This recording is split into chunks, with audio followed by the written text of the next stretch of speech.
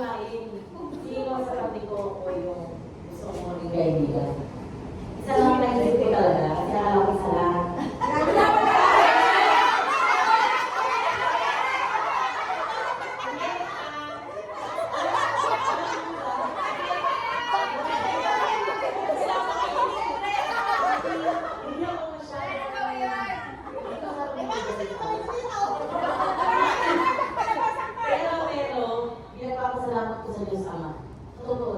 Yung room na natagpuan ko.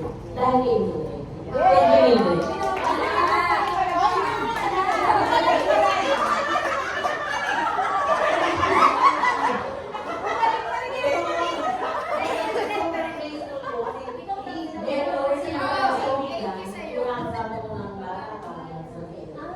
Hindi pala nasulat sa haba ng panahon. May late na dumating pero mas na-i-enjoy mo. Ano yun? Bahay nila. Pero pagkakasama kayo, sobrang saya ko. Excited ako. Ewan ko lang kung nasasabi ko, pero minsan nagpapasalamat sa GC. Totoo, my heart is full of kasama ko.